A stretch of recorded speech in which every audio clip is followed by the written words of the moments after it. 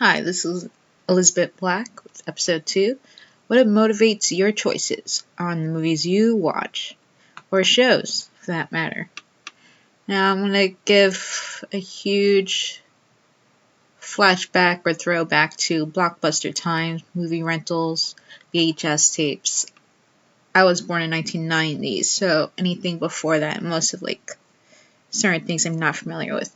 My family couldn't afford Blockbuster with all the popcorn and other things, and that was fine. I mean, our version of special theater popcorn was Jiffy Pop, pan they put on the stove and hope you pop all the kernels. I mean, I wish I knew about the double pot pan popcorn thing, stovetop procedure well before then, during then, because so many botched Jiffy Pops happened. So my family used to go to a local rental store, a local video store, and it was very much not what we each get, but what we each would like to watch. So anything I wanted to watch that wasn't well liked by my family was a no. So it was a lot of Willy Wonka. I wanted to watch Resident Evil, but it wasn't approved by my family. So a lot of the times, right now with Charlie's Angels and Elizabeth Banks, producer, directing, writing, one of the producers for Charlie's Angels, wonder what drives me. I mean, is it anything involving feminism or women characters? I mean, if I looked at my history or I looked at my Netflix streaming history or anything on suggestions on what I may also like, it seems to be very much stereotypical, but then at the same time all over the place. I like Sandra Bullock movies. I mean, it was a consistent thing where it was, how do I describe it? Miss Congeniality. It was Love Potion number, I believe it was 9 or was it 8? There was While You Were Sleeping. Where else? Wow, I'm sorry to forget every Sandra Bullock movie there is. And it came to be where, let me just look this up. It came to be where sometimes it would just be the same movies over and over instead of watching a new one. I remember watching Romy and Michelle's high school reunion on TV and then seeing it was in the movie rental store and watching that. And this was VHS tape actually, not DVD. We didn't have a DVD player for a long time. We had a VHS, a VCR, and it was Harriet the Spy with the orange tape, the Nickelodeon one. And it was never always about even the characters or the actress. It was just about the story. You pick up the tape, you look behind the backside, read the summary. And with Charlie's Angels and all this get woke, go broke thing, I'm not sure it works. It makes no sense.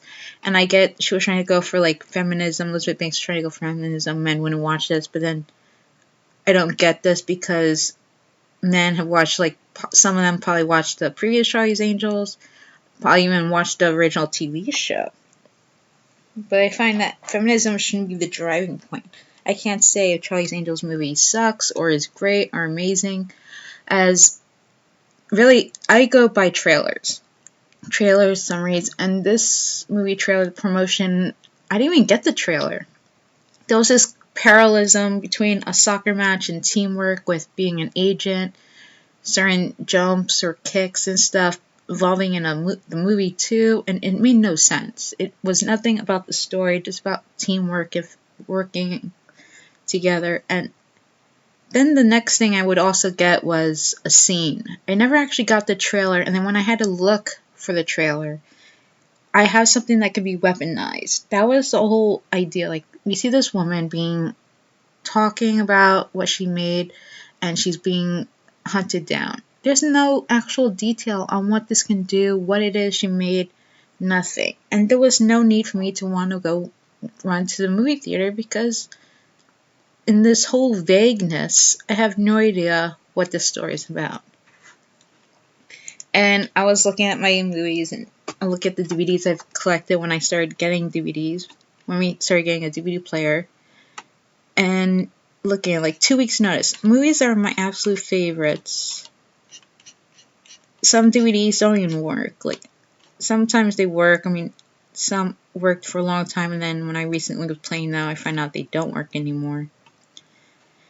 And that's what it is. But I was looking at my collection from Miss Congeniality, Pretty Women, While You Were Sleeping, You Got Mail, George's Fool, Playing by Heart, Family Stone, Mod Squad, While You Were Sleeping Again, Now and Then.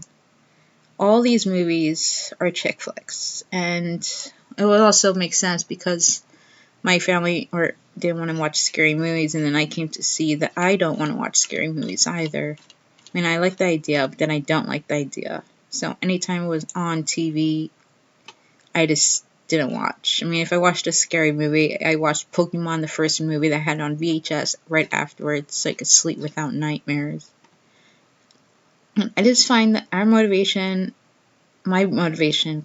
is not on the producers, the writers, or the actresses or actors, but I find it's the story. And we should really focus on the story and promote amazing producers and directors and writers. If you're in that field or you're following these people, go for it.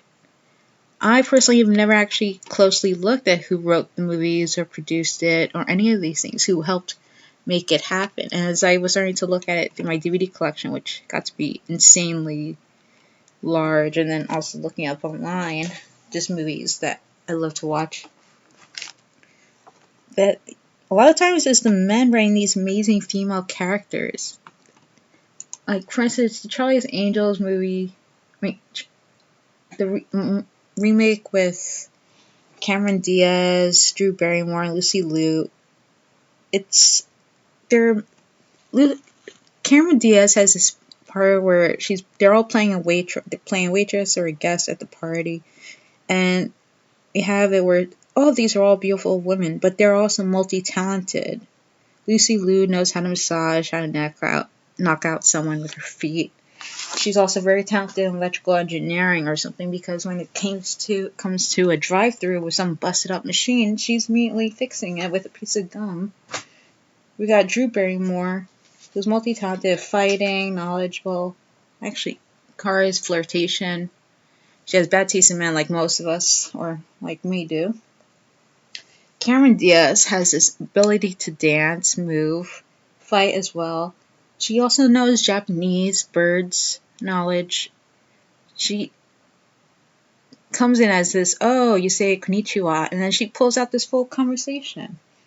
I mean, some of these female characters, movies like Angel's Dance. Oh my god, this movie I saw on TV and then wanted to watch again. I thought when I first watched it, it was based on like Angel with, the Buffy Angel thing. And when I was watching it, it was not that. It was about this assassin, or this man who's going to be an assassin getting trained by this well-knowledgeable one. And then gets this test. Throw the knife or so or something to Yellow Pages, and then the person it hits, or last one, will be the person you target.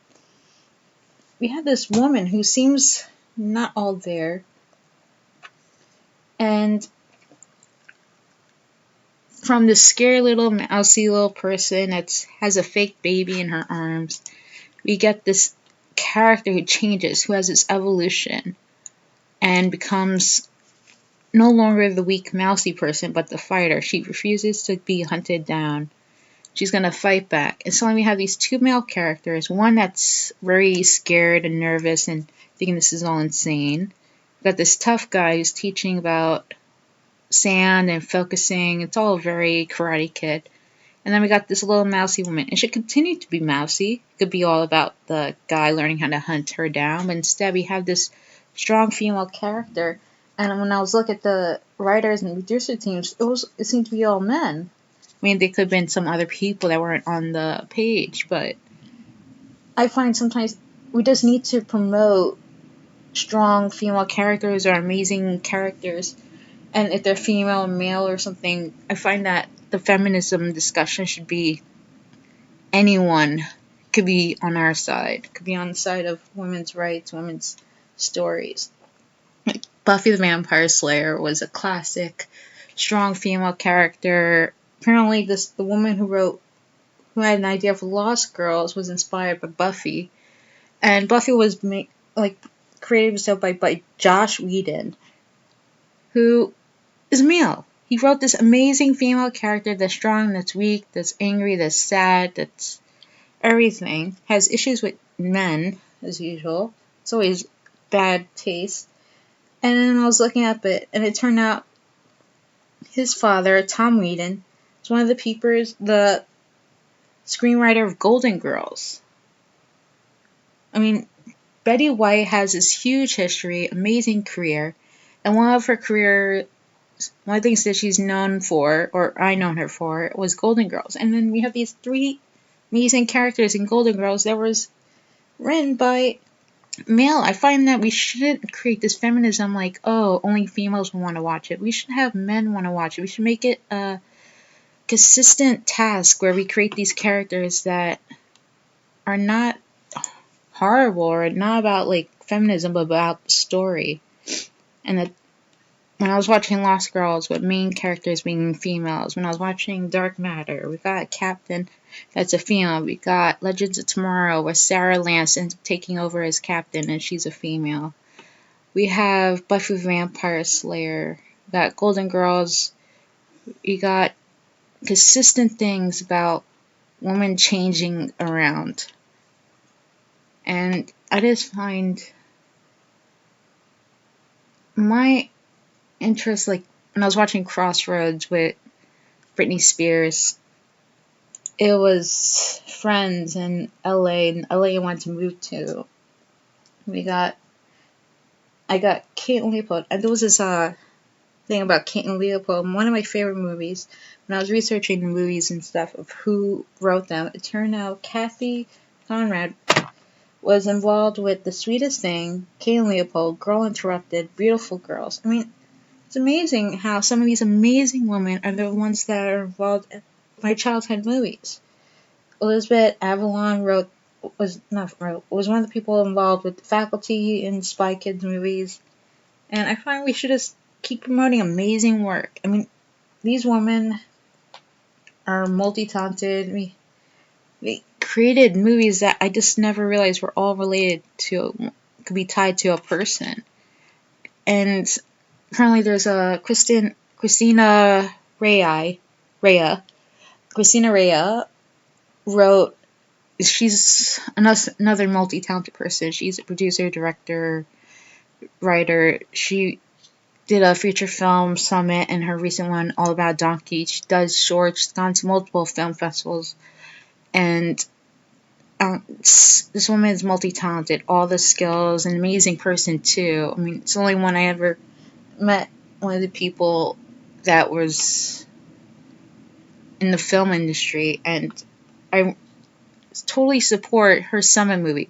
Was it my choice of genre that I'm interested in? No, I'm not really into like horror, scary movies. I was very supportive, contributing to her Kickstarter. And then it came to the second movie, All About a Donkey, which was a story I was very interested in. I bought a ticket when she was showing it in a movie theater in the East Village. And actually had nightmares that I was going to miss it. This was going to be the time where she was going to show before going to the film festivals. And I find it's just stories. It's the characters, the stories. I find the advertisement should just be that. It should not be just about like feminism or some soccer parallel thing. And I wonder what brings you to movies. What kind of like genre or action? Are you looking at stories? Are you looking at thriller, suspense? What things bring you? What movies have you watched? Tell me and let me know in the comments.